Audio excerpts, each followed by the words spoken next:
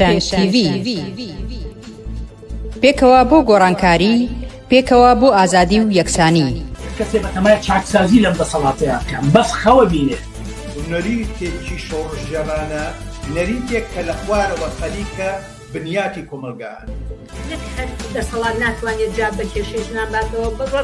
حتا بەڕێوەبەراتەکانی خۆشیان کەوتونەتە ژێر پرسیارەوانی. بۆ بیستنی بۆچوون و تێڕوانینی جیاواز و دژەباو،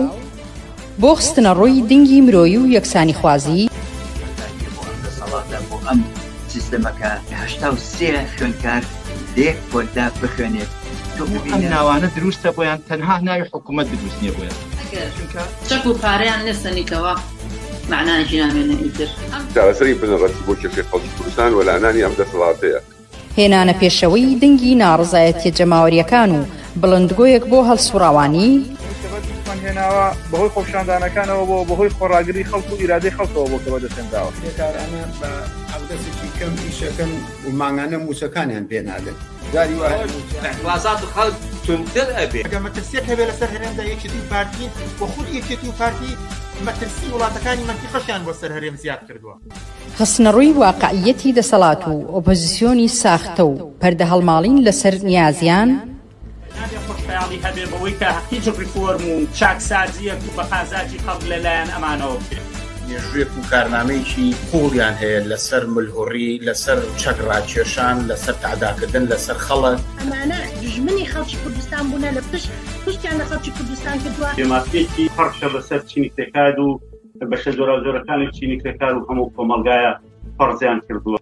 بۆ تاو توێکردنی ئەو بابەتانەی کەمتر لە میدیاکانەوە دەبیسترێن، بەشێکی زۆری لە حیزبە چەک و کۆمۆنیستەکانی دنیا و هەروەها بەشێک لە هەڵبژاردنەکانی ئەوروپا ناڕەزایەتیان دەربڕی وینەکانی تاوانی دروست کردووە و تاوان ئەنجاما دەسەڵاتی چەکداری میلیشیای حزبی میلیشیای لە کوردستان. خەڵک لەلایەکۆ قەویترە، سازمانی تەیارکردە، ڕادیکاڵترە. بۆ نیشاندانی ڕێگەی ڕزگاری خەڵکی، پێشەنگ TV هەموو ڕۆژانێکی چوارشەممان کاتژمێر 9 شەو بە کاتی کوردستان ڕاستەوخۆ پەخشی بەرنامەکانی دەکات. مەزار نابێ ئەو هەموو جەنراڵە مقەبایە لە ناو شارەکەی خۆیان بینێ بە ئەنواع و ئەشکال چەکی ئەسلحەی قورسەوە طەبیعیە بەلایە. یەکەمین جارە لە کوردستان کرێکاران خۆیان دەستبەرن بۆ مەراسیم و چالاکی یەکیایە. شۆڕش تەنها ڕێگەیە، ئەڵسانی خەڵک ڕاپەڕین و خۆشانی جەماوی تەنها ڕێگەیە کە ئەڵتەرنەتیڤێک دابینکە. لە فەیسبوک، یوتیوب، ئینستاگرام، تویتەر و تیکتۆک فۆلۆمان بکەن. بەرنامە و گرتە ڤیدیۆیەکان ببینن. پێشەنگ TV پێکەوە بۆ گۆڕانکاری، پێکەوە بۆ ئازادی و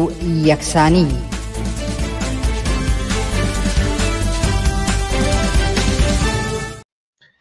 لە پێشەنگ TVەوە جارێکی تر سڵاوتان لێبێ بینەرانی عەزیز.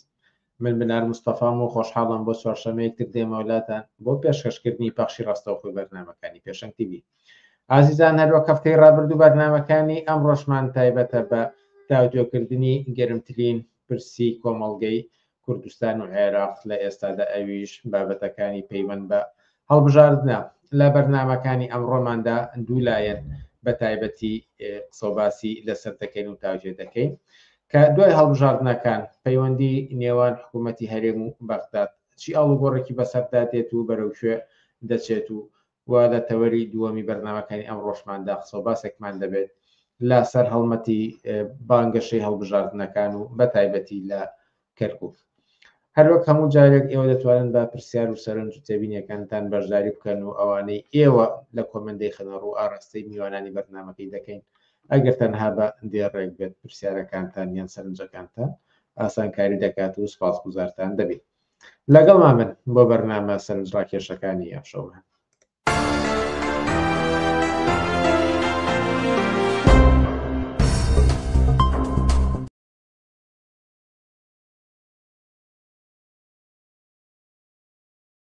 قسەوباس لەسەر هەڵبژاردنەکان و ئەوەی کە دوای هەڵبژاردنەکان پەیوەندی نێوان حکوومەتی هەرێم و بەغداد بە کوێ دەکات و ئەم بابەتیان تاوتێ دەکەین لەگەڵ موحسین کەریم، سەرنووسەری بڵاوکراوەی ئۆکتۆبەر. موحسین کەریم، ئێوارە باش و سپاس کا لەگەڵمانیت. ئێوارەی ئێوە بینەرانی پێشەنگ تیڤ باش سپاس بۆ ئێوەش هەربژین. زۆر سپاس. بەر لەوەی کە بچین پێشبینی دەورانی دوای هەڵبژاردنەکان بکەین، ئەمەوێت لە پێشە لەسەر گرنگی ئەم هەڵبژاردنە بۆ کۆمەڵگەی عێراق و کوردستان قسەباسێکی کورتی لەسەر بکەین و بپرسم کە زۆر باز دەکرێت ئەم هەڵبژاردنە ئەم جارە زۆر تایبەتە، زۆر جیاوازە، زۆر گرنگە و بە تایبەتی لەسەر ئەم پەیوەندیانش قسەکراوە، بەڵام ئێوە چەندێک گرنگی ئەم هەڵبژاردنە بەدی دەکەن بۆ کۆمەڵگەی عێراق و کوردستان؟ ئەزانی چۆنە تقریبەن هەموو هەڵبژاردنێک هەرە و پروپاگاندانە ئەکرێت لەلایەن ئەحزابی دەسەڵاتدار و ئۆپۆزیسیۆنێک کە بەرنامەی سیاسیان بریتیە لە بەشداری لە هەڵبژاردن لە انتخابات و پەرلەمان و با بڵێن استراتیژی سیاسیشان لە چوارچێوەی پەرلەمان و هەڵبژاردن زیاتر تێپەڕناکە. هەمیشە ئەگەر فەزایەکی گەرم دروست نەکەن، ئەگەر جیاوازیەک نەڵ باش بە هەڵبژاردنەکانی هەر هەڵبژانەکە ئەیکەن وەکو شتێکی ڕۆتین سەریکەن، معلومە کە خەڵکی ڕۆتین مامەڵەکە ڕەنگە خەڵک بەشداری نەکات، دەتانەچێت بۆ دەنگدان. بۆی ئەوان هەموو جارێک هەوڵێن کە فەزایەک دروستکەن، فەزایەک گەرمکەن و سەرنجی کۆمەلگا بەنەسەرەوەی کە ئەم قەزیە زۆر مهمە بۆیە بێ هەمووی بچێت دەنگ بە هەمووی بە بەشداری بکات و هەمووشی دەنگ بەوان باتەمەە کە ساڵێت دەنگ بە من بە. بۆی من پێم وایە کە هەموو هەڵبژاردنێک گەردیقەت بە هیچ کاتێک وانە بۆ بڵێن ئەم هەڵبژاردنە ئاساییە، نۆرمەڵە. هەموو کاتێ هەڵبژاردن مهمە و هەڵبژاردن لە هەرمەجێکی تایبەتی ئاکرێت. بەڵام ڕاستیەکەمە یەک شت بڵێم کە ئەم هەڵبژاردنە سەرەڕای هەموو ئەوە ئیدعاکانی ئەوان کە ئەیکەن، بەڵام بەڕای من ئەتوانین بڵێن لە هەلومەرجێکی تایبەتی ڕۆژهەڵاتی ناوەڕاست و عێراق و کوردستانایە کە ئەگەر بەراوردیکەین بە 4 ساڵ لەمەوە پێش گۆڕانکاری زۆر ڕوویاوە لەم 4 ساڵەیە کە ئەم گۆڕانکاریانە لەسەر دۆخی عێراق و هاوسەنگی بینی هێزەکانی دەخالەتگەر لە دۆخی سیاسی عێراق و دەسەڵاتی عێراقان نەقشیان هەیە، ئەنی کاریگەی لەسەر ئەوانداناوە. من نامێ بەڕاستی ئەمە زۆر دوورودێژ سەر بڕم، بەڵام هەر ڕووداوەکانیەوەی کە بازێک لە دوای 7 ئۆکتۆبەر و کێشمەکێشی بینی ئیسرائیل و قەزەی فەڵەستین و ئەو کارەساتانی کە لە فەڵەستینە سەری هەڵا بە دوای ئەویش مەسەن هێرشەکانی دەوڵەتی با بڵێن لە چوارچێوەی ئەم شەڕ و کێشمەکێشەیە تێوەگرانی حیزبوڵڵا و هێزەکانی با بڵێنەوەی کە پێڵێن پرۆکسی جمهوری ئیسلامی هێزە ئیسلامیەکان بە ناوی دیفاع لە غەزا و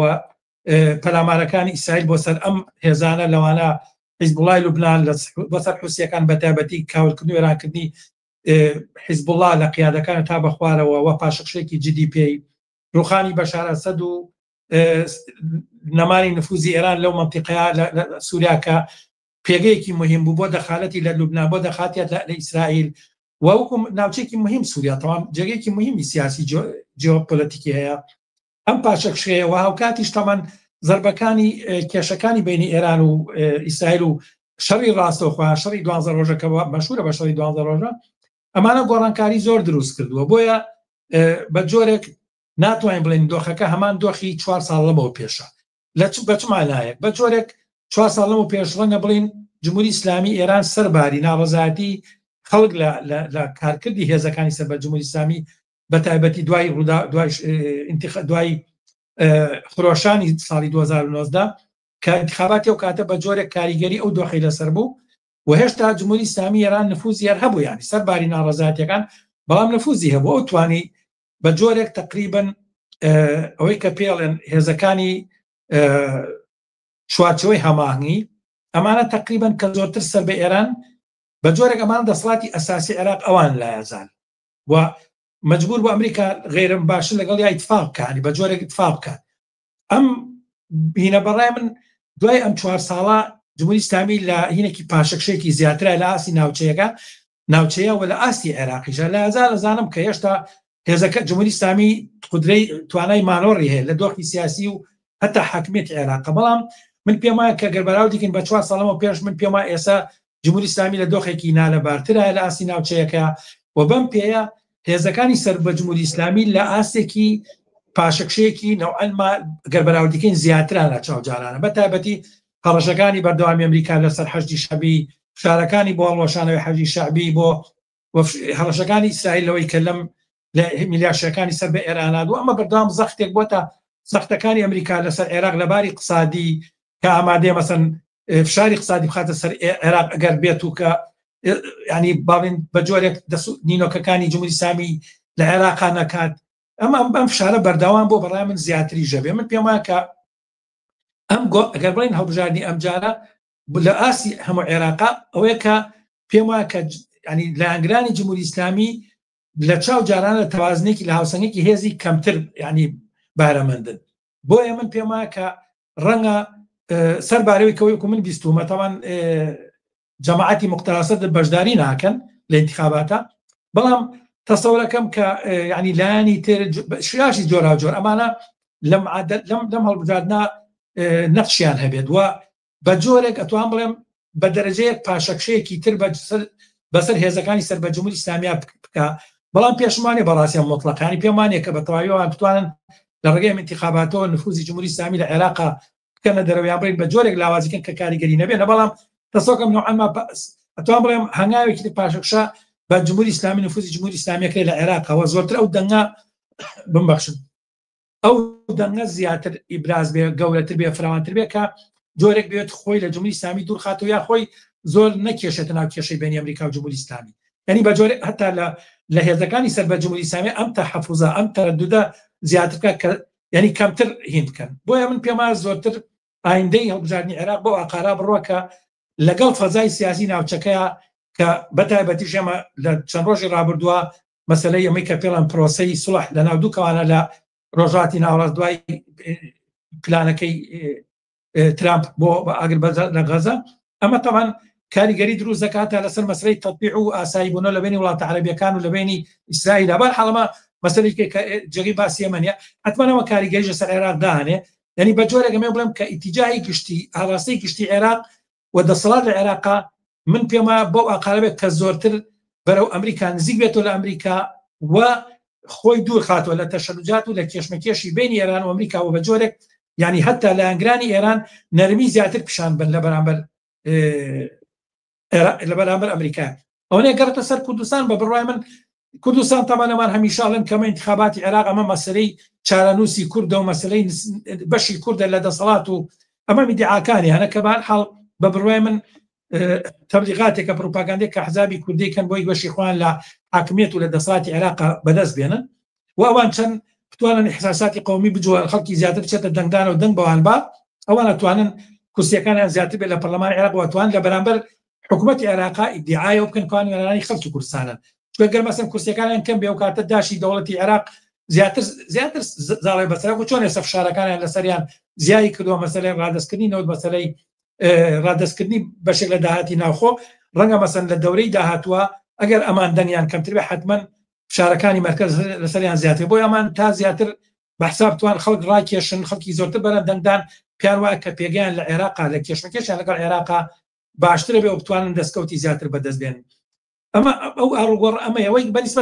بەنسبەت خەڵکۆم پێم وایە شتێکی عەجیب گۆڕابێ و ئێمە پێشتریش تەمان بەر حاڵ ئێمەمان ڕاگەن چ لە ڕێگەی بەیاناتی حیزب و چ لە ڕێگەی قسەوهینی هاوڕێیانی ئێمە کە گۆڕانکاریەکی جدی لە ڕێگەی انتخاباتەوە نابێت لە ڕێگەی انتخاباتەوە ناتوان گۆڕانکارێکی جدیە بێت هەتا زۆر ریفۆرمیش ئیمکانی نییە کە لە ڕێگەی انتخاباتەوە بۆ پێم وایە کە گۆڕانکاریەکی ئەوەی کە جێگەی لە ڕوانگەی خەڵکی کوردستان معلومە هیچ گۆڕانکاری خەڵکی عێراقەوە گۆڕانکارێکی واڕوونایەت غێریەوەی کە باسم کرد لە ڕوانگەی تەوازنی هێزەکانی هێزە بۆژوازیەکان حزابەکانەوە توانێت زۆرتر تای تەرازۆکە بە جۆرێک کەمتر با بڵێن بەنسبەتێکی زیاتر بەلای ئەمریکا بەڕای من هینکا کەمە ڕەنگە لە ئاسی کوردستانە ڕەنگە پێگەی پارتی بە بڕوای من لە بەرامبەر یەکێتیا بەهێزترکە بە قەناعەتی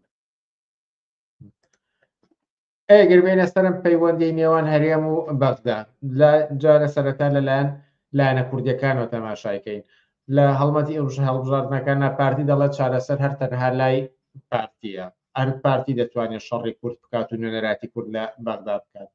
یەکێتی بە هەمان شێوە ئەوەنج دەڵێن چارە لای ئێمەیە و تا ئێستا پارتی نەیتوانیوە نوێنەرایەتی بکات و ئومێدێک ئەگەر هەبێت بە یەکێتیە ئەتوانێت لەگەڵ لایەنەکانی بەغدایە ئەڕێکەوێت ئەگەر لایەنێکیان دەنگی زیاتر بێنێت ئەوەی کە چەندێک ئەتوانێت کاریگەری لەسەر ئەم پەیوەندیە هەبێت هەڵبەت دیارە ئەوە ژێگلاکەرەوەیە کە لەگەڵ چلایەنێکدا لە ناوەندە ئەکەونە گفتوگۆوە بەڵام لە ڕوانگەی ئەم دوو هێزەی کوردستانەوە گەر تەماشا بکەین چی ئەڵوگۆڕەکە بێت من ئەزانین چۆنە پێم وایە کە بەڕێی من پێم وانێ ئەڵگۆڕێکی زۆر گەورە ڕووبە لەبەرەوەی وەکو واقع مەسەن یەکێتی نیشتیمانی لەگەڵ هێزەکانی سەر بە جمهوری ئیسلامی لە مەرکەزینی هەیە نزیکاتی هەیە وەمانە لەسەر یەک جەبە حسابن لەسەر بەرێک حسابن بۆیە مەسەلەن لەم بارەوە بۆ نمونە من پێم وایە کە یعنی حزابەکانی سەر بە ئێران لە مەرکەزا لە بەغا ئەوانەی کە لە حکومەتان ئامادەن بەعزێک ئیمتیازات بن بە یەکێتی هەتا وەصف و سەنای یەکێتیەکەن من مەسەڵەن گوێم لە قسەکانی مالکی بوو کە چۆن وەصفی پاڤڵ تاڵەبانیە کرد یعنی ئەمە معلومە لە ئەمان سەر بە یەک جەبن بۆیە مەسەڵەن ئامادەن کە یعنی چۆن بڵێت کارێ بکەن کە پیشانی بات بۆ هێزەکانی میلیشیاکانی ئیسلامی سیاسی لە بەرکەز ئەوانی کە لێران نزیکن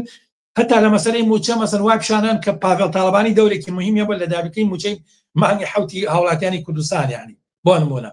یعنی ئەمانە مەسەن نەوەک لە پروپاگاندەیە کە هەر یەکەوێت بەرەکەی خۆی بەهێز بکە بەڵام بە بڕوای من زای چۆنە دۆخی پەیوەندی بینی عێراق و بینی هەرێم ئەوە نییە مەسەلەن یەکێتیەتوانێت چاکی کا پارتێتوانێت چاکی کات مەسەلەکەوەیە کە تازە ئەوەی کە هەرێمی کوردستان ئەو پێگەی کە جاران هەیە بۆم پێگەی لە دەزاوە بەڕاستی ئەم پێگەی لە دەزاوە پێگەی هەرێمی کوردستان سەرنجام ڕێکەوتن لەگەڵ بەغا هەتا دیقەت بە یعنی هەتا ئەگەر مەسەلەن ئەو ڕەوتەی کە سەر بە ئەمریکایە لە عێراقا بە قووەتر بێ دیسانەوە جارێکی کە مەسەلەی ئەوەی کە هەرێمی کوردستانە بێ زیاتر لەگەڵ عێراقا هین بێتەوە ینی مل با بە شتەکانی عێراق و ئەوە نییە کە مەسەن ئەو دەورانی کە توزام 10 ساڵ لەمەوە پێش وەستان لە پاڵامریکاوینا ئەیتوانی نەوێک استقلالەتی بۆ دابین بکە نەوێک امتیازاتی بابڵین سیاسی بۆ دابین بکە امتیازاتی ئابووری بۆ دابین بکەوەی کە چون مەسەن لە ڕێگەوە چون اتفاقاتیان کوردنەوتیان فرۆشتەوەی کە پیانەوە نەوتی سەر بەخۆم بابەتانە من پێم وایە کە یعنی یەکێتی و پارتی ئەمانە پروپاگاندێکە کاریەکە بۆ خۆی کە پارتیەڵێ من نوێنەراتی کورد دەکەم و من هێزێکی ئەسلیم کاتوام دیفاع لە بەرژۆندەکانی کورد کەم و من شەڕی کورد لە بەغا ئەکەم یعنی نەوێک لە پروپاگاندەی پارتی بەرامبەر بە حکومەتی بەغاوە خەتابارکردنی بە خراپیەکانی بۆ خەڵکی کوردستان ئەمە یەکەم پێگەی کە ئەوێت پارتی وەکو خۆی و کوونەری خەڵکی کوردستان لە بەرامبەر حکومەتی مەرکەزی پیشان بە کە ئەمە بەڕاستی لە چوارچەوەی جێگە پێگەیەک کە پارتی هەیەی پارتی نزیکاتی لەگەڵ تورکیا هەیە پارتی مەسەن ئەو نزیکاتی کە لەباری سیاسی لەباری اقتصادی هەتا لەباری ئەمنیەتی لەگەڵ تورکیا هەیەی بە جۆرێک وەکو بەشێک لە ئەتوان بڵێم لە بەرامبەر ئێرانە نفوزی ئێران لە عێراقا جۆرێک یاری لەسەر ئەمینا ئەکات دیاری ئەم نزیکاتی کە لەگەڵ تورکیا هەیەی و تورکیاش تەمەن بابڵین وەسایلی بەدەستێ بۆ فشار لەسەر عێراق مەسەن تورکیا هەیە دەخاتێکی زیاتی لە دۆخی عێراقا هەبێت مەسەن لەباری کێشەی ئاو کێشێکی زۆر جدیە لە عێراقا کە سەرچاوی ئاو لە تورکیا توانێت کارەسات بۆ خەڵکی عێراق دروستکات وە ئەمە بە بڕامێکێکە لە کێشەکان بێجگە لە مەسالی ترکە ینی هەمیشە فشاری تورکیا فشارە هێنێ مەسەلەی ڕێگەدان بە کۆمپانیا تورکیەکان مەسەلەی ئیمتیازاتی اقتصادی هەتا نەوعەن محدودکردنەوەی جموجوڵەکانی پەکەکە کە ئەمانە هەمووی تورکیان مەبەست بڵم کە پارتی ینی لەبەرەوەی کە کەمتر لە ئێران و نزیکەوە زیاتر لە پاڵ تورکایە لەم مانۆڕەکە نەوعێک لە بابڵین لە مناوەرەی سیاسیەکە لە بەرامبەر بەغاوە ئەوێت خۆی وا پیشان بکە ئەو نوێنەراتی خەڵکی کوردستان دەکات و دوژمنەکە لە بەرامبەر دوژمنێکە کە لە بەغایە بە پێچوانەوەی کێتی چووکە لە جەبەی ئێرانە ئەوێت وای پیشان بکە بەغا دۆستی کووردە بەغا ینی هەموو کێشەکانمان لەوێ حەلەبێەوە بەغا هینی نیە لەگەڵ کووردا ئەمە بە بڕای من سەرچاوی لە سیاسەتی ئەو دوو حیزبەوە گوتۆریەکان لە کام بەران ئەگینا بە حەق بڵێیت وەکوی کە وەکو واقعیت بڵێ ئەو دەوڵەتی کە لە مەرکەزە حاکمە دەوڵەتێکی ئیسلامی بە ڕێگ و ڕیشەی قەومی عەرەبی ئەمە هیچ کاتێ ناتوانێت مامەڵەیەکی یەکسان لەگەڵ هاوڵاتیانی کوردستان بکە یعنی هەتا ئێستا بەڕاستی سەرباری کێشەکانی باڵێن حکومەتی هەرێم و بێدەربەستی و خۆتزیینەوەی حکومەتی هەرێم لە چارەسەری موچە و ینی یاریکردن بە قوتی خەڵکی کوردستان لە کێشمەکێشی لەگەڵ بەغا کە بەڕاستی ینی لەسەر قوتی خەڵکی کوردستان ئەم شەڕە لەگەڵ بەغاکە بەڵام بەغا یعنی ئەویش هاتووە نانی خەڵکی بەبارەتە گوڵە لە کێشمەکێشی خۆی لەگەڵ حکومەتی هەرێمە یعنی تۆ دیقەت بە ئەوەی کە موچەیە بڕێ کارمەندی هەرێمی کوردستانە بەڵام هەموو سەرکردەکانی پارتی کە ئێستا خوان وای پیشانان ئەمانە دژمنی عێراقیان وێناتی کوردەکان هەمویان معاشەکانیان لە وەزیرەکان و مەسئول بەرزانی هەمووی لە بەغاوە ئەڕواد ینی بەبێ کەم و کەسر بەڵام کارمەندێک و مۆزەفێک و کرێکارێکی هەولێر و دهۆک و سلێمانی و هەڵەبجە و ئەمانە معاشەکانیان نادێت و چاوەڕێکن لە مانگی کۆتایی دەیە چاوەڕێکن کە معاشی مانگی هەشتیان بۆ بێت ئەگەر بۆشیان بێت مەبەستمە کە ینی ئەمە حقەتەکەیە بۆیە من پێم وایە کە هەردوو ئەم حیزبە هەردووکیان ئەو پروپەکانەی کەیکەن لە ڕوانگەی پێگەی خوانەوە لەکوێ وەستاون لە کێشمە کێشەکانە لەگەڵ حکومەتی مرکزی وئیلا ینی ناحکومەتی مرکزی ئەو حکومەتەیە کە بەڕاستی مافی یەکسانی هاوڵاتی بۆ هاوڵاتیانی کورد و عەرەب دانیشتوانی عێراق بە سیر بکات هەوێتی دەوڵەتەکە جۆرێکی ترا ناکرێتەوە مەسەن ئیسلامی بی ناکرێت مەسەن ڕێگەی قەومی بێ باسی یەکسانی هاوڵاتی بکەیت هەرەوە کە مەسەن ینی ئەفزەلەتی دینێکا بەسەر دینەکانی تر مەسەن قانونی شریعەتی جعفەری نەکات و کچی 8 ساڵ بێمارەکە ینی قانونێک ئەمە بێت چۆن ئەتوانێت مافی هاوڵاتی ئەو ینی مافی هاوڵاتی لە سەدان هزار مناڵی 8 ساڵی ئەسەنێتەوە ئەیخاتە ناو پرۆسەی زەواجەوە ینی حەقی مناڵی لێسەنێتەوە چۆن ئەتوانێت ئەمە باسی مافی هاوڵاتی بکە مافی هاوڵاتی کورد و عەرەبووی توزام ئەمانی کە بە یەکسانی لە عێراق ئینەکەن بۆم پێما کە هەتا ئیدعاکانی یەکێتی نیشتیمانیش سەرچاوی لە پەیوەندەکەی خۆی لەگەڵ حکومەتی مەرکەزی گرتووە بەرژەوەندی سیاسەتی نەگەوەی کە ئەمە ئەوەی ئەو ڕەبتی بە بەرژەوەندی خەڵکی کوردستانەوە هەبێت ئەگەر چی ڕۆشن لە قسەکانی خۆتاندا هاو کە پەیوەندی بەوە نییە پێگەی یەکێتی یان پارتی لە بەغداد چۆنە بێ بەڵکو و پێگەی ئەم زوتنەوەیە و هەرێم لە بەردا ئاڵوگۆڕی بەسەردا هاتووە بەڵام ئەگەر قسەیەکیش لەسەر لایەنەکانی تر بکەین وەکوونەوەی نوێ ئیسلامیەکان باز دەکەن کە یەکێتی و پارتی شکستیان هێنا و نیانتوانیوە نەرایەتی خواستەکانی خەڵکی کوردستان بکەن و ئەمان دەتوانن لەگەڵ بەغدا و لەگەڵ ناوەندە باشتر ڕێکەون قسەیەکی کورد لەسەر بانگەشەی ئەمان ئەزانین چۆن ئەگەر بەو معارە قسە بکەین بە بڕای من یەکێتی لەوان موقفی لەمەیان باشترە چونکە یەکێتیش هەماشتە لەگەڵ بەغا ڕێکردین یەکێتیش لە حکومەتە بەشی کوردستانی بەدەستەوەیە ئەسڵ ینی ئەگەر بەڕای من هەر خەڵکی کوردستان ینی ئەوەنە عەقلیان هەیە کە ئەگەر کێشەکان لە بەغا چارەسەرە بێ باشە بۆچی چەند دەنگن بە یەکێتیان کاتێکا لە کاتێکا هێزی هەیە قووەتی هەیە بەشی کوردستانی بەدەستەوەیە ئەتوانێت فشار لەسەر پارتی دابنێ بەڵام هێزەکانی ترچی ئیسلامیەکان چ ئەوانی تر بەڕای من ئەمانە تەنها پروپاگاندەیەکی سیاسی هەڵبژاردنە ئەوان من پێمانێ بتوان هیچ نەخشێکیان نەبێت لە چارەسەری کێشەکانی خەڵک کوردستانە غەیری ئەوەی کە ئەوان گروپێکی فشارن زۆرتر گروپی پروپاگاندن کە فەسحی خراپیەکانی یەکێتی و پارتیەکەن لەمە زیاتر ئەوان ناتوان شتێکی کە بکەن بەڕای من ئەوان ناتوانن ئاڵوگۆڕی جدی بکەن ناتوان تەوازن بگۆڕ ناتوان جێگەی متمانەی خەڵکی کوردستان بن کە خەڵک کوردستان دەنگ بەوان بات بۆی ئاڵوگۆڕ لەم دۆخەیان دروستکەن چکە خەڵک ئەزانێت کە ئەمە زەمینەی نییە خەڵکی کوردستان بەڕای من لەوە تێگەشتووە کە زەمینەی نییە مەسەن حیزبە ئیسلامیەکان یا ئەحزابی وەکوونەوەی ئەمانە بتوانن ئەم دۆخیان بۆ بگۆڕنەوە پەیوەندی هەرێم و بەغا بەجۆر لێ بکە کە لە بەرژەوەندی هەرێم بێکە مافەکانی خەڵکی کوردستان وەکو هاوڵاتی دەرەجەیەک لە هەموو بارەکانەوە دابین بێ دۆ خەڵکی کوردستان ینی بە کەرامەت و بەینەوەبژی ئەوان ینی معلوم نییە نەکانیان ئەوەی گەردیقە بێت پرۆپاگاندا تەنها مەسەلەی موچەیە مەسەلەی موچەکان لە بەغا مەسەلەی تەوتین ئەمانەیە خۆ لەوە زیاتر شتێکی تریانێ و غەیریەوەی کە ینی هینەکانی باڵێن ساختە و پروپوچەکانی یەکێتی و پارتی دەرخەن کەمە بەڕای من خەڵک لەوان باشتر دەزانێ بەڕاست خەڵک لەوان زۆر باش دەزانێت کە یەکێتی و پارتی بە شوێن چێوان خەریکی چین کارکردی چەندین ساڵیان مناڵێکی کوردستانشی تێگەیاندووە لەوەی کە یەکێتی و پارتی بەڕاستی بە خەڵکی ئەوە نەماوە کە حکومەت بەسەر کوردستانەوە بکەن و بۆیە بەڕاستی بەشێکی زۆری ژەو خەڵکی کە ینی دەنگ نایە بەوان دژیانی ئەوەسێتەوە هەتا خۆپیشاندانەکە هجوومە کاتە سەریان بە شێوازی جۆرا جۆر بەڕای من تعبیرە لەوەی کە خەڵکی کوردستان ئەزانێت کە ینی یەکێتی و پارتی چین باشیان ناسێت و خراپەکانیان باشە ناسێت و ئەزانێت کە ئۆپۆزیسیۆنی بۆرژوازی ئەوانەیە وەکو تۆ باسە کرد ناتوانێت شتێکی باشتر بکات لەوەی کێتی و پارتی کردووی چکان ئەهلێتی ئەویان نییە ئیمکاناتی ئەویان نییە هێزی ئەویان نییە و پێکهاتەی حیزبایەتی و دەسەڵاتداری لە کوردستان پێکهاتێکی میلیشیاییە و ئەمە لە عێراقیشە بە هەماشکڵە بۆیە خەڵکی کوردستان باش دەزان کە ئەم هێزانی تر شتێکیان پێ ناکرێت وەگە پێشیان بکرایەوە چەند ساڵ ئەوان دایان ساڵە لە پرۆسەی انتخاباتە بەشداریەکەن هەتا دەنگیان زیاتر بوو مەسەن بە تاتی ئیسلامیەکان ئەوان تر دەنگیان زیاتر بوو نەوەی نەوەم پێم وایە زۆرتر بەڕاستی من زۆرتر کاریکاتۆرێکی بینیم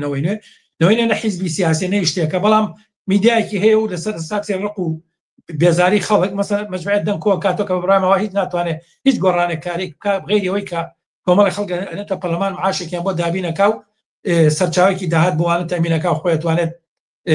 مەکینە ئەلامەکەی بگەڕێنەوە زیاتر ئەوان ناتوان نەخشێکیانە بێگەر دیقەتوی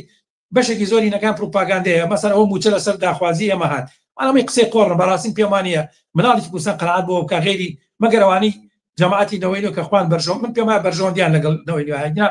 کێ باوەڕ بۆ کە لەسەر داخوازی سەرۆکی فراکسیۆنەوەی ئەوە فڵان کەس موچەیناریانی ئەوە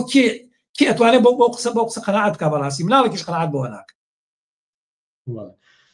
لە ڕوانگەی خەڵکی عێراق و بەتایبەتی خەڵکی کوردستانەوە تەماشا بکەین لایەنەکانی ناوەڕاست و خواروی عێراق چی لایەنێک لەوانی بەشداری هەڵبژاردنەکانەکەن ئەگەر ببێتە براوی ئەم هەڵبژاردنە لە بەرژەوەندی ئەم خەڵکەدایە وە گوتمان عێراق و بەتایبەتیش کوردستان. ئەزان چۆنە من پێم وایە کە لە عێراق ئەزان براوی هەڵبژاردنەکان معلومە هەرە و هێزان کە ئێستا هەن هێزی میلیشیانەمانە کۆنتڕۆلی هەموو شتێکیان کردووە لە عێراقش و لە کوردستانش لە عێراقیش هامان شتە لە عێراقیشە هێزە میلیشیاکانی ئەمە ئامریە ئەمە حەکیمە ئەوە نازانم جەماعەتی مالیکی ئەوە جەماعەتی حەیدەر عەبادی ئەوە ینی ئەنوا و ئەشکال هینیان هەیە کەمانە هەمووی میلیشیان و ئەمان کۆنتڕۆلی دۆخەکەیان کردو دەستیان بەسەر سەروەت و سامان و هەموو شتێکی عێراقا گرتووە ئەمانە ینی لە دەنگەکان هەر ئەمانایی بنەوە بەڕێی من بەسەر ئەوە نییە بڵێ هێزێکی ئینسانی ڕادیکاڵ کە پلتفۆرمێکی ئینسانی هەبێ بۆ کۆمەلگای عێراق بۆ خەڵکی عێراق باشکردنی ژیانی گوزەرانی خدماتی دابینکردنی خدماتی تەندروستی بەلاژ بۆ هاوڵاتیان ئاو کارەبای بەلاژیات و زاوە تا بە نرخی کەم بۆ هاوڵاتیان چاکردنی ڕێگاوبان باشکردنی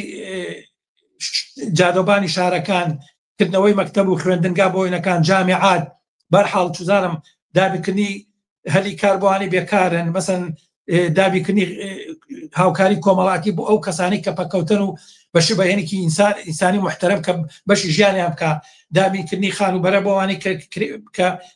کرێچین مەسەلەن یان هیچ شوێنێکیان نێ سەرپەنایەکیان ئێمانە هیچیان خۆم پلتفۆرمیان من بەداخەوە هیچ ئینەکەم نبینەوە لەوانەی چ بە تەجروبەی تا ئێستا تا ئێستاش کە لە پروپاگەندەکە کردوانە هیچ کەسێک خۆم پروپاگەندێنەوە پێشمانێوان ئاهلیەوە بن هەتا گەربیشیکەن پێمانێوانە بتوان بکەن چکەوان تەجروبەیەکیان هەیە کە هەمیشە درۆیان لەگەڵ خەڵکیان چواشە کردووە بەداخەوەتەوان حیزبی ئێمە چ لە کوردستان چ لە عێراق ئێمە بەرنامەی بەشداریمان هەبوو و پلتفۆرمێکیشمان پلتفۆرمەکان کە ئەم مەجوێ مەسەلەی بە ئەساسی وەرگرتووە وەکو بابڵین بەرنامەی هەڵبژاردن کە کار کات بۆی کە بتوانێت خەڵک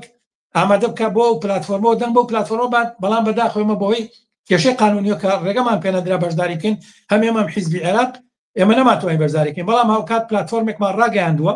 پلتفۆرمەکەمان بڵاو کردەوە هەر هێز و لایەنێک ئامادەیە پلتفۆرمەکە هەتا مەسەلە ئەساسیەکانی وەکو بەرنامەی کاری ئەمڕادی خۆی بەڕەچاو بکە ئێمە ئامادەین پشتیوانی بکەین و حتممە لە هینێکی اتفاقێکی معلومە دانیشین لەگەڵ یانە ڕێەکەون کە چۆن لەگەڵیان هاوکاری بکەین بەڵام من پێم وانە کە بەڕاستی هیچ هێزێک لەو هێزانە بتوانێت ئەو پلتفۆرمی کێمە مەسەلەی بابڵین هەڵوەشانەوەی سزای ئەدام مەسەلەی جاکردنەوەی دین لە دەوڵات مەسەلەی تەربیە و پەروەردەیەکی مۆدێرن و ئەوە مەسەلەی دابینکردنی باڵین ئازادی ڕێکخراوبوون و ماگرتن و خۆپیشاندان بۆ کرێکانە بۆ خەڵک مەسەلەی هەڵوەشانەوەی قانونی جعفەری و قانونی ئەحوال شخصیەمەی کە تعدیل کراوە قانونێکی مەدەنی وە کۆمەڵی مەسائل کە لەی نەکاتەمانە پێمانە هیچیان دیفاع لەوانە بکەن یعنی بەڕاستی و بۆیە من پێم وایە کە ئەوەی تا ئێستا دەرەکەوێت بە بڕوای من بەداخۆی من نەماتوانین بەشداریکەوە ئەویشی تا ئێستا دەرەکەوێت ئەگەری کەمەکە هێزێک هەبێت کە بەرگی لە پلتفۆرمێ بکات کە ئینسانە بڵێت ئەمانە ئەتوانن لانی کەم دەنگێ بن لەو ئەم هەموو فەوزایی کە هەیە ئەم هەموو دەنگە نەشازەی کە هەیە کە ئەوان نوێنراتی بەرژەوەندەکانی خەڵکی کرێکار و زەحمەتکێش و ژنان و لاوان و گەنجانی عێراق قورسان بکەن کە لانی کەم تروسکایەک بۆ ئایندێکی باشتر بخەنە بەردەمیان کاگەر ئەو هێزە دەنگ بێنێت لانی کەم بتوانێت لە پەرلەمانیشان لەوێ لە جیاتەوەی کە دەنگ بدرێ بە قانونی مناڵی 8 ساڵ لەوێ دەنگێک بەرز بێتەوە کە بڵێ مەسەن دژی ئەوە بێتەوە ڕایگەێنێت و یەخیان بگری لە پەرلەمانیش ئەوەی کە چۆن لەسەر جادەیە خیانەگی لەسەر پەرلەمانی جەخیان بگری بەرحەڵ ئەمە بەڕای من بە ئەگەرێکی کەمتر ئەو هێزانە لەناو ئەمانەیە بەڕاستی ئامادە بێت و شتێکی وا دەرکەوێت کە بتوانێت وێراتی ئومێد و ئاواتەکانی خەڵکی عێراق و کوردستان بکەن. هەروە ئاگاداری بینەرانی پێشەنگ تیڤ لە بەرنامەکانی هەفتەی ئایندەیان دواتردا لەسەر ئەو پلتفۆرمێکی ئێستا محسین کەریم ئاماژەی پێدا بەرنامەی تایبەتمان دەبێت و ورتر لایەنەکانی هەڵدەسەنگێنین و ئەگەری دوای ئەوەی کە ئەگەر لایەنێک قبوڵی کردبوو پەسەندی کردبوو یان نەکرابوو دواترچی لە تەوەری بەرنامەکانی پێشەنگ تیڤدا دەبێت. بەڵام دو پرسیارم محسین کەریم بۆ ئێوە ئەوەی کە تا ئێستا لەم هەڵمەتی هەڵبژاردنەدا ئەبینێت لایەنەکان بە شێوەیەک لە شێوەکان هەرێکە دەستی بە هەڵمەت کردووە بەڵام پێشوازی لەلایەن خەڵکیەوە بە جۆرێک سرد ئەبینی نەکرد وەکو هەڵبژاردنەکانی جیهان تەنانەت بە بەراورد بە هەڵبژاردنەکانی تری کوردستان و عێراقیش ئەوەی تا ئێستا دەرکەوتووە لەم چەند ڕۆژ و هەفتەیەدا ئەنی زیاتر تەنز ئەبینیت زیاتر بە شێوەیەک کەمتر بە جددی یان پێشوازێکی گەرمی لێ ئەکرێت بۆچی ئەمە ئاو هەیە بەڵێ ئەزانین چوارە بەڕای من خەڵکی عێراق و کوردستان تەجروبیان لەگەڵ انتخاباتە هەیە ئەوان مەسەلەن تا ئێستا ئەوە لە عێراقەوێ بە شەشەم دەورەی انتخابات وە لای کوردستانیشە زۆر لەوە زیاترە ئەوان بینیوانە لە ڕێگەی انتخابات و بەرزای لە هەڵبژاردن گۆڕانکاریێک لە ژیانیان ڕووی نەیاوە مەسەن هەموو هەر گۆڕانکارێک کە ڕووی یاوێ نەتیجەی خەباتی سەرجادەی ئەوان قوڵان بووە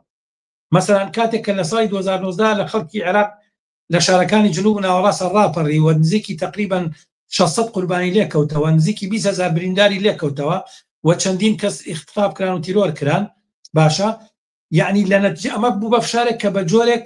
حکومەتی ئەو کاتەی ناچار کرد حکومەتی عادل عەبدولمەدی کە بە جۆرێک انتخاباتی پێشۆخت بکەن یعنی و دواتر ئەوە بوو کە مستەفا کازمیان هێنا و ئەمانیان هێنا بە جۆرێک گوای پیشاندرا کە منوەرەی خەڵکە بەڵام بەرحەڵ ئەوەش دەرکەوت کە یعنی هەر هەمان تا دەردی مەسەلە کوردێکە هەمان تاس و حەمام یعنی شتێک نەگۆڕا لە قازانجی خەڵک لە کوردستانیشە بەڕاستی خەڵک تەجروبەیە لەگەڵیانە لەگەڵ کێتی و پارتی لەگەڵ حزبەکانی تر هەمیشە واسی ئەوە کراوە کە دەنگ بە من بێ ژیانی باشترە بێ ئەوە دوابێ بەڵام ڕۆژ بە ڕۆژ ژیانی خەڵک خراپترە بێ مەسەن لە کوردستانە دیقەت بە یعنی ئەگەر بەڕای من لە چاو 92 کە یەکەم پەرلەمانی تیاگرا تا ئێستا کەو کاتە وەزی خەڵک زۆر خراپتر و دوای ئاوارە بوو هیچ شتێک بەسەری چۆن نەما بوو ئێستا خەڵک وەزی خراپترە لەباری سەحا و خراپترە لەباری تعلیم و خوێندنەوە خراپترە لەباری جادۆبان و خراپترە لەباری سەکەنەوە خراپتر لەباری کارەوا و خراپتر لەباری گرا هیچ شتێکی وەکو جاران نەماوە بەڕاست تۆ ئەگەر بەراورد دێ بکەی من پێم وایە سەرباری خراپی دۆخی اقتصادی و کاتە بەڵام دۆخی ئێسەی خەڵک زۆر خراپتر لە کاتێکە بە چەندین ملیاردێر و میلیۆنەر دروست بن لە کوردستانە یعنی و ئەمە خەڵک ئەیبینێ بەسەر پەرلەمان نەیتوانێت گۆڕانکاری لە ژیانی بکە دەنگدان نەیتوانێت بکە غێری ئەوەی کە کۆمەڵێک مەفتەخۆری خۆسەرین و ئەمانە بوون بە خاوەنی ملیارد دینار و ملیۆنات دۆلار یانی من ئەمە پێم وایە کە ئەمە بارحا بەڵام سەرباری ئەمەش هەمیشە لە بیدایە تا تەمەن لە بیدایە تا سارد و سڕێک هەیە مەسەن هێشتا ئەم ئایا کەوتۆتە سەرەوەی کەم هێزان چ نەتوانن چاواشەکاری بکەن لە داهاتووە چ نەتوانن خەڵک چاواشە بکەن بە تایبەتی هێزە بۆرژوازیەکان بتوانن خەڵکی زیاتر ڕاکێشن بە تایبەتیوان لە بەرامبەر یەکتریان مەسەن هاانی یەکتریان احساساتی یەکتریە جوڵێنن بە تایبەتی ڕق و کینە دروستەکەن مەسەن ئایا ناسێنزە کوردەکان چ نەتوانن ڕق و کینە بەرامبەر بە عەرەب و بە بەغا زیاکەن تا مەسەلەن خەڵک بەغداد زیاکەن تا خەڵک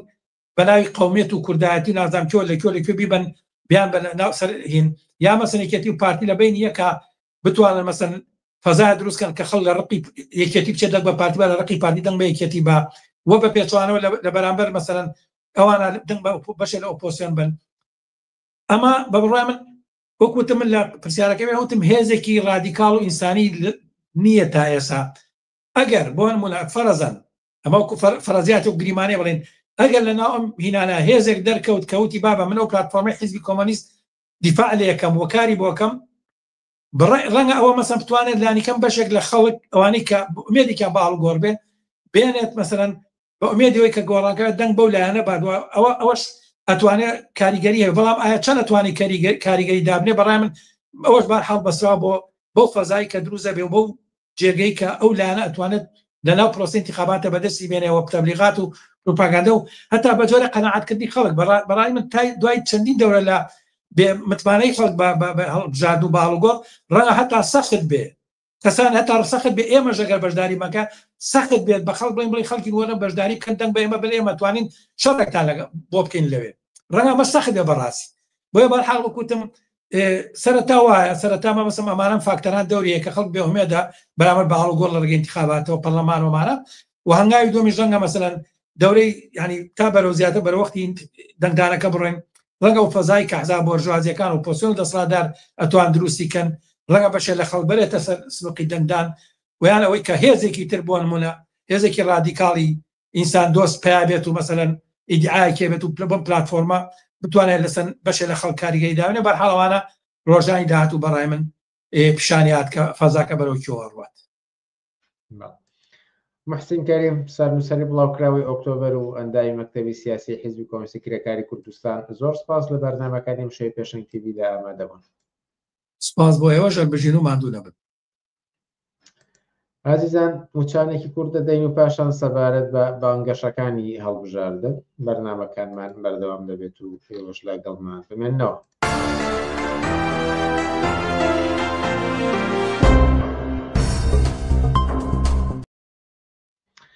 بەڵە بینەرانی ئازیز بەردەوام تایبەتەکانمان سەبارەت بە هەڵبژاردن بەردەوامە و ئێستاش بانگەشەکانی هەڵبژاردن تەوەری دووەمی گفتوگۆکانی ئەمڕۆمان لەو ئازاد مەجید لا کەرکووکەوە لەگەڵماندایە. ئازاد مەجید ئێوارت باش و سپاس کا لەگەڵمانیت. سپاس بناریان ێوارە ئێوەش باش. سپاس بۆ بیسەران و بینەرانی پێشەنگ تیڤی. جارێکی تر پرسی هەڵبژاردن هاتوێتەوە مەیدان لە گۆڕەپانی سیاسی هەم عێراق هەم کوردستان و لایەنەکانی بەشداروی هەڵبژاردن لە بانگەشەدان بۆ پرۆپاگاندەی هەڵبژاردن. ئەوەی کە بەدی دەکرێت هەروەک هەڵبژاردنەکانی تر یعنی زۆر دەبینی لەبری ئەوەی کە بەرنامەکانی خۆیان بەیانکەن زیاتر لایەنەکانی تر تۆمەتبارەکان زیاتر مەترسیەک ئەهێنە پێشەوە ئەگەر ئەم حیزبە ئەم لایەنە سەر نەکەوێت و لایەنەکانی تر سەرکەوێت چی دەقەومێت و ئەمە با بڵین بووە بە شێوەیەک لە نەریتی هەڵبژاردنەکان لە عێراق و کوردستاندا. ئێوە هەڵبژاردن و بانگەشەکانی لە ئێستادا چۆن دەبینن؟ ئێستا حملەی هەڵبژاردنەکان لە کەرکووک دەستی پێ کردووە دیارە بە چڕی وێنەی کاندیدەکان بەشارە بڵاو کراوەتەوە. کەرکووک وەکا گەدار بن 12 کورسیەت 250 کەس خۆی بەربژێر کردووە لەسەر جەم خەڵکی شاری کەرکووک بامونەتەوەکانیەوە. حزبەکان لە هەوڵدان بۆ ئەوەی کە حملەی بەرفراوان و کۆکردنەوە و ناساندنی کاندیدەکانیان لە شوێنی تایبەتی خۆیان و کۆکردنەوەی ئەندامان و لایەنگرانی خۆیان نەک لە کەرکووک بە تەنانەت لە شارەکانی تریشەوە بە سیارەیەنن بۆ کەرکووک بۆی خۆیان وا پیشاندن کە جەماوەرێکی زۆریان هەیە و دەنگێکی زۆرە هێن. یعنی لە ڕاستیە ئەوان یانێ حملەیەکی فراوان و گەورە و ئەوانە بکەن و گەرم و گوڕی بە انتخابات بدەن و لای خەڵک وا پیشاندن کە زۆربەی خەڵک بەشداری ئەکات لەوانە. بەڵام لە هەمان کاتا سارد و سڕێکی زۆر ئەبینی لەلایەن خەڵکەوە تەنانەت خۆیشان هەست ناکەی ینی ئەو حەملانەی کە ئەیکەن بۆ انتخاباتەوەوانە دەور و تەسیرێکی وای هەبێت. ینی بە جۆرێک سارد و سڕی لە ئاستی شار و لە ئاستی خەڵک و ئەوانەیە ئەبینی. مەسەن ساڵانی پێشووتر یاخود با بڵین لە انتخاباتی ئەنجومەنی شارەوانەکانی کەرکووکاوەکە گەداربن حملەیەکی زۆر فراوان زۆر گەورە ئیمکاناتێکی زۆر گەورە بەکارهێنرا کۆمەڵێ شیعاراتی جۆرا و جۆر و ئەوانیان بەکارهێنا و سراحەتی قەومی و تایفی و نەتەوەیان لە شارەکانی نەکرد. ئێستا بۆ ئەمینە من بەعام سارد و سڕی بینم هەستی شەکەم خەڵک کەمتر ئارەزووی بەشداری کردن و ئەوانیانەیە سەرڕای ئەو هەموو دیعا و ئەوانەی خۆیان و کۆکردنەوەی کاندیدەکان و لە تەلەڤیزیۆنەوە بەرنامەی جۆرا و جۆریان بۆکەن. بەڵام لە ئاسی خوار و جەماوەریە سارد و سڕێکی گەورە هەیە بۆ هەڵبژاردنەکە. بەعموم یانی ئەمە بینێکی کورتیەوەی کە لەسەر ئەوەی کە هەڵبژاردن لێرە چۆن زێتە ڕێوە چۆن نەڕەتەی نەجا نازانم ئەمە سەرەتایەتی وەلو سەرەتایی نییە ئێستا بڵێم تا بەرەو نزیک بوونەوە بۆ هەڵبژاردنەوەوانە بچینەوان ڕەنگە گەرمتر و حەملەتر. بەڵام تا ئێستا ئەوەی کە ئەیبینم من ئەو جۆرە لە ساردی و سڕێ لەلایەن خەڵکەوە ئەبینم. هەڵبەتەوان هەوڵی خۆیانە دەن ینی پارتی با بڵین لەو ڕۆژانە حملەیەکی هەڵمینی خۆیانی کرد بۆ ناساندنی کاندیدەکانیان و تەنانەت لەناو ئەوەیە بووە شەڕ و پێکدادان لە نێوان حیمایی کاندیدەکان خۆیان کارگەیشتەوەی کە لەگەڵ شاخەوان عەبدوڵڵا و شاهۆن نەجمە مقابلە کراوە کەسێک لەسەر لەو بارەوە قسەیان کردو قسەی جۆرا و جۆر و دژبەیەکیان کردووە نێکیانیان وتەوە کە گوایە خەڵکی ئاژاوەژێڕ بوون کە خۆیان لە سوارچێوەی بنکێشی هەڵبژاردنەکانی خۆیان یاخۆ بنکەیەکی حیزبەکەی خۆیانە کە لێوێ جەماوەری خۆیانیان کۆ کردبووە بۆ ناساندنی کاندیدەکانی خۆیان بە هەمان شێوەیەکێتیش لەم ڕۆژانەیە دوێنێ و پێرێ ئەوانش حملەیە دینی خۆیان کردووەوانە و ئەویان کرد بەڵام بە عموم لە ئاستی شار و ئەوانەیە تەنانەت نەکردو یەکێتی و پارتی لەلایەن عەرەب و تورکمانەکان و ئەحزابی تریش با بڵێن ینی ئەو بەرەی بەرامبەرەوەوانە ئەوانش جۆرێک لە ساردی و سڕی و ئەوانە ئەبین. ئەمێ بپرسم کە خواستەکانی خەڵک چەندە لەم بانگەشەی هەڵبژاردنەکاندا بەدی دەکرێت لە ڕوانگەیەوە؟ لە ڕاستی ئەگەر ملاحەزە بکەی کەمتر ئەیبینی با هیچ بەرنامە و شتێکی سیاسی ئەوان بەرنامەی داخوازیەکانی خەڵکی ئەوان لە ڕاستیە یەک شت نییە زۆر هەستەکەی گاڵتە جاڕیەکە ئەوەی ئەکرێ زۆر وێنەی کاندیدەکان بڵاو کراوەتەوە ینی شیعارێکی تایبەت نابینی ئەگەر پێشووتر بینی مەسەن زۆرتر احساساتی قەومی و نەتەوەی ئەوانیان بەکارهێنا مەسەن کەرک و قودسی کوردستان و دڵی کوردستانە ئێستا نایبینی ئەساس خۆشیان هەستەکەن لەو بارانەوە زەعیفە مەسەن احساساتی نەتەوەی و جوڵاندنی ئەمەیان لە ئێستا زەعیفە زۆر پارتی وێشێتی بەکاری نایەنە لە ڕاستیە من متابعەم کردووە تورکمان و عارەبەکان بە شێوەیە کە ئەیبینم ئەوان زۆرتر ئەم مەسەلەی نەتەوایەتی وشتانە بەکارێنن تا ئێستا ئەوەی ئەیبینە ئەمان وەکو پرۆژێکی خۆیان و بەکارێنانی ئەم احساساتانە زەعیف ئەیبینم بەکاری بێنن با بڵێن و لەباری شعارات و ئەوانەی کە پەیوەندی بە داخوازی و ژیانی ڕۆژانی خەڵکو و خزمەتگوزاری و باشکردنی ژیانی خەڵکو و دابینکردنی کار بۆ خەڵکو و موچەکانەوەوانە یەک شت نابینم من زۆر متابعی ئەوانە کەم وێنەی کاندیدەکان یاخود لافیتە زۆرتر لەگەڵ وێنەی ئەوانەیە هەڵبژێراون شتێکی تایبەت و شتێکی نییە بەڕاستی ئەسڵەن نییە وجودی نییە زۆر لە بەرنامەکانە ئەیبینم مەسەن کە مقابلیان لەگەڵاکردن واکەین بەڵام شتێکی ڕسمی بەرنامەیەکی ڕسمی و تایبەتی ئەم ئەحزابانە کە بڵاویان کرد بێتەوە لە ڕاستیەوە وجودی نییە مەسەن نیچە لەوانەی لە عینی پارێزگارە نووسراوە کەرکووکەکەینە شارێکی گەشە سندوو یان زۆرێک لەوانە ئەڵێن بەڵێن نادین کارەکەین ینی شعارێکن هیچ ڕەبتی بە ژیانی خەڵکو و ئەوانەوە نییە لە ڕاستیە ئەوەی کە ئەیبینم و هیچ پەیوەندی و پەیوەستیەک لە نێوان داخوازیەکانی خەڵکێشەکانی کەرکووک مەسەن مەسەلەی زەوی و زاریشێک لەو کێشانەیە کە لە کەرکووکە مەسەلەی خزمەتگوزاری تا ئاستێک ئێستا ئەتوانین بڵێن باشترە با بڵێن بەڵام بێ ئیشی مەسیری سیاسی مەسەلەی ئەمنی کەرکووک و ئەوانە چارە نووسی کەرکووک چونکە کەرکووک شوێنێکی حساسە ئەتوانن بە زووی مەسەن بیانەوە کێشەی تیا دروست بکەن و مەسائلانە بجوڵێنن مەسائلی قەومیوانە بجوڵێنن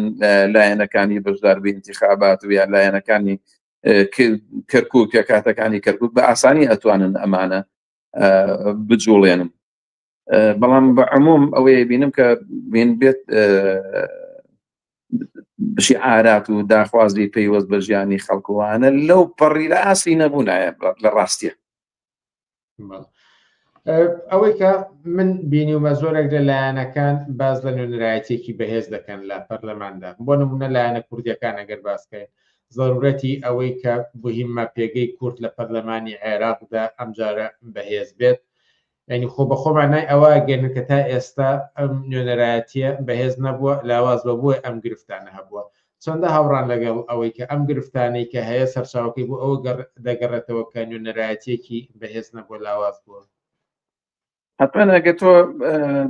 چاو بەڕابردووە بکشێنیتەوە ینی ئەبینی ساڵ بە ساڵ حزابی کوردی دەوری زەعیف بووە لە ئاسی عێراق و تەنانە لە ئاسی کەرکووکیشە ئەگەر ببینین ینی مەسەلەی ئەوان ئەوەی کە زۆرتر باسییان لێکرد مادەی 140وانە بە شێوەیەک چێتە دواوە ئاسان باس و خواسی هەر نەماوەتەوە باس و خواسی مادەی 140 هەتا مەسائلی زەوی و زاروەوانە کە زۆر جار کێشەی لەسەر بێ کێشە بۆ خەڵکی جوتیار و ئەوانە دروست دەکرێتەوە ئەمان لەم شوێنان هەر باس و خواسی نییە ئەوەی کە پاشە کشەی گەوریان کرد حتما ڕەبتی بۆ تا هەم یەکێک لە مشکلە گەورەکانی خەڵکی کوردستان مەسەلەی موچەیە ینی لە 2014ەوە بۆ ئێستا کێشەی موچە گەورەترین کێشە و کە تەسیراتی بەسەر ژیانی خەڵکەوە بوو ئەمان دەیان جار وعد و بەڵێنی ناڕاستیان داوە دەیان جار وعد و بەڵێنیان داوە کە گوای ئەم جاریان نەوت تەسلیمەکەن لەگەڵ حکوومەتی عێراقی ڕێککەوتنی کۆتایی بەم کێشانە هاتووە هیچ جارێک نەگەشتێتە ئەوەی کە ئەم کێشانە چارەسەر بکرێت یعنی ئەم مانگ بۆ ئەو مانگ خەڵک لە دڵە ڕاوکەیەکی گەورەیەکە کە ئەم مانگەی دێتەوە بتوانێت موچەکەی لە کاتی خۆیان بدەێت تا کار بۆ گەیشتەوە کە تو 3 مانگ جارێک موچەیە نادەیتە خەڵک 3 مانگ جارێ لە 2014 بۆ ئێستا بکەن یعنی موچە بۆتە ژەهری مار لە ڕاستیە بۆ مامۆستایان و موچەخۆران و فەرمانبەرانی کوردستانەمانە بە کۆی هەموو کێشانە مەسلەی زیادکردنی مەسلەی کارەبا لە کوردستانە مەسلەی باج و خەراجێکی زۆر وەسەر هەموو ئەمانە بۆ خەڵکی کوردستان بۆ مناڵێکی ڕۆشن بۆتەوە ئێستا هەموو ئەم ئەحزابانە تەنانەت بە معارضەکانشیانە نەک بە پارتی وێچێتی و دەسەڵاتدارن بۆ خەڵک و بۆ مناڵێک زۆر ڕۆشنە کە ئەمانە هیچ ڕەتیان بە ژیان و گوزەران و باشکردنی ژیان و خەڵک و مەسیری کوردستان و ئەوانە نییە خۆیان بوونەتە بارێکی گەورە و قورس بەسەر ژیانی خەڵکەوە کێشەی گەوریان بۆ خەڵک دروست کردووە هەموو ئەمانە تاسیری کردووە لەسەرەوەی کە موقعیەتی ئەوان زەعیف بووە و پاشەکشەی گەورەی کردووە و ئەو معادلەتە سیاسیانەی کە لە ناوچەکەیە بووە مەسەڵەن ئەمان دەوریان ڕۆژ بە ڕۆژ زەعیف بوو پێشووتر محسن کەریم لە بەرنامەکە باسی لەسەرەوە کرد ڕۆژ بە ڕۆژ ئاسی تەداخلینی ئەمان و بەشداری ئەمان و موقعیەتی ئەمان لە عادلاتی سیاسی عێراق هاتوۆتە دواوە تاسیرات چێ بوو پێم وایە ساڵ بە ساڵیش بەرەو دواوە چێەوە بە تایبەتی پارتی وێچێتی ئەو کێشە قوڵان و مزمنانەی کە مساڵانی ڕابردوو لە نێوان خۆشیانە عاداوای کەیس پەیوەندێکی بە ژیانی خەڵکەوە نیە لە نێوان خۆشیانە کە نەیانتوانیوە حەلی بکانەوە هەر یەکێ لەمانە بەرژەوەندی تایبەتی جیاوازدار یەکێ لە پشتی ئەم حیزبانەوە دەوڵەتی ناوچەیەوانە جیاواز و بەرنامە و سیاسەتی جیاوازیان هەبووە هەموو ئەمانەوای کردووە پێگە و موقعیەتی ئەمان لە معادلاتی سیاسی عێراق و لە بەغا شەروەها زەعیف بێت هەڵبەت هەرمە خۆشە ئاماژەت پێگە کە کەرکووک پێگەیەکی مهم بووە بۆ ئەحزابی سیاسی و شەڕ و ململانەی زۆری لەسەر کراوە وەک بەپرسیار بپرسم کە چی شتێکی تایبەت ئێستا هەیە لە کەرکووکدا لە بانگەشەی هەڵبژاردنەکاندا لە نێوان ململانەی ئەحزابی سیاسیدا کە دەگەڕێتەوە بۆ ئەم هەڵبژاردنە تا ئێستا شتێکی وا زۆر ڕۆشن و زۆر زەق کردووانە وەکو بیدایە سەرەتاییەک نییە بەڵام خەریکی ئێستا دەست پێکە باسەوەکەن مەسەڵەن پارتیەڵ ئێمە تاکە حیزب بووین هاتینە کوردستانەوە بە ئاڵای کوردستان و ئەوانەوە بەشداریمان کرد و هاتین ئەلەمی کوردستانمان بەرز کردەوە لە بەرامبەرە مەسەڵەن یەکێتی و پارێزگاری کەرکووکی دیعایەوە کە ئەو ئێمە بووین ئەو ڕێبواردەها بۆ ئەو پارێزگاری کەرکووک کە بەشێک لە یەکێتی نیشتیمانی کوردستان ئێمە چۆڵمان نەکردووە ئێمە جێمان نێشتووە ئێمە پارێزگارمان کردووە یعنی ئێمە نقطەیەک بۆم ڕۆژانەکە بینیم کە زۆرتر زەقی ئەکەنەوە و خۆیان ئیدعایەوەکەن کە گوایە کێشەکان گەورە نەکەنەوە و بتوانن لە کەرکووکە تا حدێک مەسەڵەن بتوانن یەکدە سوا خۆیان پێشان بدەن چەندەوە نابێت پێم وایە بەرەو نزیکبوونەوە لە ڕۆژی هەڵبژاردنەوەوانە ئەم کێشانە هێ نەکرێتەوە قوڵترە بێتەوە بەڵام کێشەیەکی ئەسڵی تر ئێستاکانە تۆزە پێشەسە گوێم لێ بوو کە لە تەلەڤیزۆنە شاخەوان عەبدوڵڵا باسی کرد لە کەرکووکە نەک بەس بۆ ئەحزابی کوردی بەڵکو بۆ هەموو کەرکووک حیزبەکانی تر ئەوەیە کە ئێستا باسی لەکردووە کە احتیمالی زۆر هەیە کە انتخابات لە کەرکووک نەکرێت چونکە لە سەرەتاوە تا ئێستاکانە زۆربەی حیزبەکان باس لەسەرەوەکەن کە پاکتاوی ناوی خەڵکی کەرکووک بکرێکەوانەی کە ئەحسایان لە ساڵی 57 لە کەرکووک بووە کە ئەمانە ئەبێ بەشداری انتخابات بکەن ئەرێکێ لەمانە مەسەڵەن ئەحزابی کوردیڵی عەرەبی زۆریان هێنا و تورکمانەکانە کوردەکان و عەرەبەکان تعریب و تەکریدیان کردووە لە کەرکووکە بۆیە بێ ئەحسای 57 بکەینەوە پاکتاو بکرێت و ئەوەی ئەمڕۆ شاخەوان باسی لەکرد تا ئاسیەوەی کە احتیمالاتی زۆرە و مەترسیەوە هەیە کە انتخابات ئیلغا بکرێتەوە چونکە لە آخر موعدیانەوە بۆ لە ئەنجومەنی شارەوانیەکانە کە هەڵبژاردن ئەو آخر شت بێ کە پاکتاو نەکراوە لە دوای ئەوە کە هەڵبژاردن بکرێ بێ پاکتاوی ناوەکان بکرێ ئێستا جەبهەی تورکمانی و حەسەن تۆران گوایە شکاتیان تەین کردووە لە محکەمە ئیتحادیەوە تۆزە پێش ئێستا شاخەوان عەبدوڵڵا کە باڵی نوێنەری پارتیە تاکیدی لەسەرەوە مەترسیەکی زۆر گەورە هەیە کە انتخابات لە کەرکووکە نەکرێت جاوەی ڕۆژانی ڕابردووهینی لەسەر ئەوادە بەڵام ئەوەی کە زۆر زەق بێت و لە ئێستای کێشەیەکی نێوان مەسەڵەن ئەحزابی کوردی لێراکانە تا ئێستا شتێکی زۆر بەرچاو و قوڵ و ئەوانە نییە. حتمما ئەوان لە نێوان خۆیانە کێشیانەیە. پارتی زۆر باس لەسەرەوەکە ئێمە بتوانین پارتی لە بەغا بەقوتکەین و 1 ملیۆن دەنگ کۆکەینەوە کۆ بتوانین و پارتی موقعیەتی بەقوت بکەوێت بە هەمان شێوە حزابی تریش ئەڵێ. بەڵام هەستەکەم تا ئێستا ئەم کێشانە نایانەوێت زۆر لە کەرکووکە بە شێوەیەکە ئیبراز ببێت. ئازاد ماجید زۆر سپاس کە لە کەرکووکەوە لە بەرنامەکانی وشەی پێشنگ تیڤیدا ئامادە بوون. زۆر سپاس بناگیان بۆ ئێوە، زۆر سپاس بۆ بینەران و بیسەران کە وەختی خۆیان داوە بەگوێکردن لە بەرنامەکان. سپاس بۆ ئێوە دووبارە. زۆر سپاس. ئازیزان ئەوەندە لەسەر بەرنامە تایبەتەکانی هەڵبژاردن. بەڵام لە ماوەی ڕابردوودا پەرلەمانی عێراق یاسای جەعفەری پەسەند کرد. ئێمە پێشتر لە پێشنگ تیڤیەوە لە بەرنامەی پێشەندۆک بابەتێکی بچووک دۆکمنتێکی بچووکمان لەسەر ئەم یاسای جەعفەریە تۆمار کردبوو لەگەڵ سەر بە حەوزدا. کاتێکە لە بەرنامەکانی ئەم شەو مایەوەتەوە تەماشای دووبارە ئەو دۆکمنتە دەکەینەوە، بەتایبەتی کە پەیوەندی بە پەرلەمانی عێراقەوە هەیە تێدا ئەم یاسای تێدا پەسەند کردووە و هەروەها بە تازەییش ئەم یاسایە جێبەجێکرا و هەڵبەت هەواڵی تریشی بەدوادا هاتووە وەکو گواستنەوەی زۆرێک لە هاوڵاتیان لە بەرامبەر ئەم یاسای. بەڵام پێشەنگدۆک ببین و پاشان بەرنامەکانی ئەم هەفتەی پێشەنگ تیڤی کۆتایی دێت و تا هەفتەی ئایندە کاتێک خۆش بۆ هەموو لایەک. ئێستاش بینەری پێشەنگدۆک تایبەت بە یاسای جەعفەری.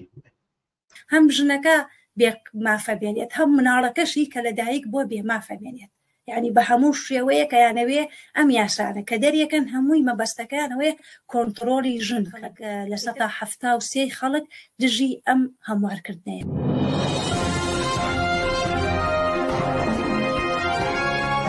پێشەنگ دۆک.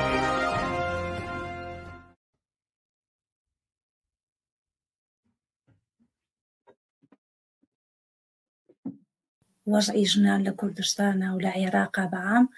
زۆر خراپە و ئەم یاسایە ئەگەر بچێتە پێشەوە لە پەرلەمان و دەنگی بۆ بدرێت ئەوە وەزعی ژنان زۆر خراپترەکەن و وەزعی ژنان و کچە. دوای 2023ەوە ڕەوتە ئاینیەکان و حزبە ئاینیەکان زیاد دەستیان بەسەر عێراقا داگیر کردووە و ئەیانەوێ بە هەر شێوەیە بێت ئەم مەرام و هینانەی خۆیان جێبەجێ بکەن لە عێراقا. ئەمە تایسەمە یەکەم جار نییە کە بیانەوێت ئەم شتانە بکەن. لە 2005 ئەینەن هەرویستیان قانونی جەعفەری بێنن عێراق بکەنە، ئەمەی قانونی شەریعە بێنن. 2019 دوانی هەموو 2-3 ساڵ جارێ بۆیان کرابێت ویشتیانە ئەم قانونە بێنن و دەستکاری بکەن کە ئەمە لە کاتێکە ئەم قانونی باریکەسێتی کە هی ساڵی 1959 کە وەختی خۆی یەکێک بووە لە مۆدێرترین قانونەکان یاساکان لە وڵاتە عەرەبیەکان. لە ساڵی 90ەکان ڕێکخراوی سەربەخۆی ئافرەتانمان هەبوو لە کوردستان کە ئێمە ئەو کاتە کارمانە کرد بۆ ئەوەی کە ئەم یاسای باریکەسێتیە کە هێشتا دەستکاری بکە بگۆڕین هەمواری بکەینەوە بەرەو مۆدێرتر. یعنی ئەمە بەمەش ڕازی نەبووین کە وەختی خۆشی هەبوو کەچی ئێستا زۆر بەرەو خراپتریە بن. سی ئەم ساڵ 2024 دەوڵەتی عێراقی ئاگادار کردوێتەوە کە بەوەی کە ئەم ئامار کراوە کە لە 128 ئەو زەواجانەی کە ئەکرێت خوار تەمەن 18 ساڵ کە لە 128 و لە 122 ئەوانن کە هاوسەرگیریەکانێک کە لە محکەمە تەزیل ناکرێت لە 122 خوار 14 ساڵن. یعنی ئەم نامەیەکی نردووە دەوڵەتی عێراقی و پەرلەمانی ئاگادار کردەوە کابێ شتێک بکەن حەدێکدا بنێن بۆ ئەم کارە چکە ئەمە کارە ساتە، ئەمە بەرەو پەرە ئەستێت کەچی لە دوای 5 مانگ ڕێکسیەی هەشت عێراق و دەسەڵاتی عێراق و پەرلەمانتار هەستا و نەجاتیەوی کارێ بکەن جوابی ئینزار ئاگادارکردنەوەکانی مناڵپارێز و مافی مرۆڤ بدەن کەچی هەستاون کارەکەیان وا لێ کردووە کایانەوێ بە عەکسەوە ینی ئەم ئیشە بکەن کایانەوێ بۆ نمونە زەواجی خوار 15 ساڵ و خوار 14 ساڵ بێنن لە محکەمە ڕسمی بکرێتەوە لە جیاتەوەی ڕێگری لێ بکرێت. 2-3 ساڵ پێشی سەشەگەر بیرتان هەبێت کە کەمپینێ کرایەوە کە ناوی من ناوی دایکمە کە ئەمە لەبەر ئەوە کراکە هەزارەها مناڵ لە عێراقا بێناون بێ هەویەتن هەویەیەکیان نییە وەرەقەیەکیان نییە کە ئەمانە جنسیەکیان نییە کە بتوانن بچنە مەکتەب ما هەمووشی زۆربەی ئەوانن کە ئەو مناڵانن کە دایکەکانیان زەواجیان پێکراوە لە دەرەوەی محکەمە و ئەوەی لە دەرەوەی محکەمە زەواج کرابێ ڕسمیەتی پێ نییە و زۆرێکی گەنجشەیە لەو کاتە کە زەواجی کردو لە دەرەوەی محکەمە لە لای مەلا خوار 15 ساڵ و خوار 16 ساڵە لەو کاتە دوای 2 ساڵە جیاش بووتەوە مناڵی چی هەیە یعنی ئەم کاتە ئەم کەسە کاتێتە محکەمە هێشتان بەهین حساب کراوە کە لای خۆمان بە عەرەبی پێڵێن باکیرە یعنی هێشتا زەواجی نەکردووە یعنی هەم ژنەکە بێ مافە بێنێت هەم مناڵەکەشی کە لە دایک بۆ بێ مافە بێنێت نە لە زەواجەکەیان ناونووسکراوە نە لە جیابوونەوەکەیە اینجا ئەمە وای لێ دێت کە ئەم کەسە بێمافە بێت و مناڵەکانیشی بێمافە بن چونکە زۆر جار بوون منە چاوپێکەوتن کراوە لەگەڵ مناڵە وتێتی مەسەلەن من لەوەیە هیوا و ئاوات یەکم هەیە لەوەیە زۆر بچووک بێت لە چاو خەرکی تر بەس ئەمەوێ کە من لە وڵاتی خۆمم کە لە دایک بوومە بەس بێ هەویەم یعنی ئەمەوێ هەویەتێکمە بێ یعنی ئەمە زۆر ڕێگریەکە زۆر دایکەکان زۆر مناڵەکانیان لە هەموو خزمەت گوزاریەکان بێ بەشە بن تەنانەت دایکەیە خوار 16 ساڵ و خوار 8 ساڵە چووە مناڵی ببێ لە مستشفای مناڵبوون داخلیان نەکردووە لەبەرەوەی کە عقدێکی زەواجی پێ نەبووە بەڵگەنامەیەکی پێ نەبووە یعنی ئەم دایکە وای هاتە بچێتەوە لە ماڵ کەسێکی تر بێت مناڵەکەی بۆ بێنێت لە ناو ماڵە و زۆر ئەوەیە کە ئەم دایکە بمرێت لەوەی مناڵەکەی بمرێت تووشی خەتەرناکی ببێت ئەم یاسای ئەگەر جێبەجێ بکرێت ئیتر یعنی وەزعی ژنان زۆر زۆر زۆر خۆی ئیستا خراپە بەرەو خراپتر ئەچێت مافی مناڵان مافی ژنان وای لێ دێ کە ئەمە ڕێگە ئەدا بە ڕسمیەت بوونی اقتصابکردنی مناڵان ئەمە بۆ نمونە ئەوەی کە داعش کردوێتی کە ئەو هەموو مناڵە ئەو هەموو خەڵکەیانە برد و اقتصابیانیان نەکردووەمانەی سەوای لێ دێت بە ڕسمی لە عێراقا ڕێگەی پێ بدرێ وای لێ دێت کە عقدێکی زەواج ئەگەر لە دەرەوە بکرێت مەلایەک بیکات بیبەن لە محکەمە و کاتە محکەمە تەصدیقی بکات و ئەترافی پێ بکات کە خوار 18 و خوار 14 ئەمە وای لێ دێت ئەو نووسینگانەی کە لە وەسەط و جەنوبی عێراقا هەیە کە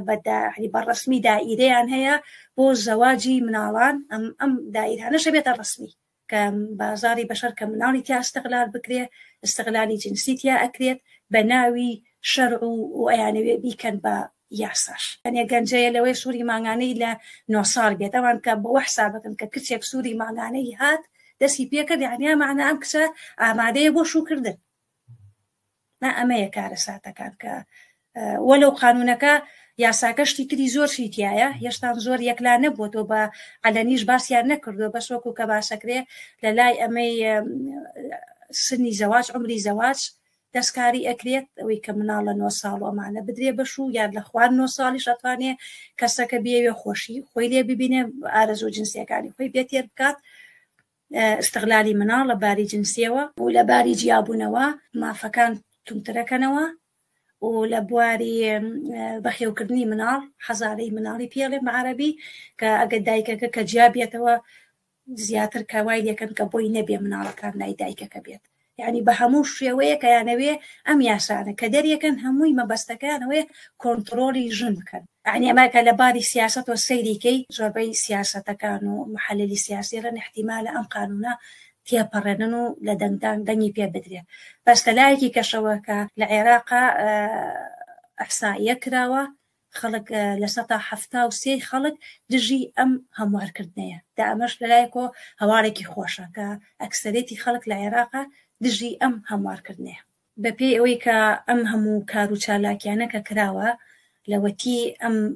هەموارکردنە هاتۆتە پێشەوە ڕەسەن بۆ نمونە تەحالوفی 188 کار و چالاکییان زۆر کردووە یعنی لە هەموو عێراقا وڵاتانی دەرەوەی وڵاتیان لێ ئاگادار کردێتەوە پەرلەمانی ئەوروپای لێ ئاگادار کراوەتەوە منەزەماتی مەدەنی لێ ئاگادار کراوەتەوە ئەمنیستی لێ ئاگادار کاتەوە هەمووی ئەمانە کاری جدیان کرد هەموویان نامەیان شناردووە بۆ دەسەڵاتدارانی عێراق کە ئەم کارە نەکات تەسەورەکەم بەرەی مەدەنیەت بیباتەوە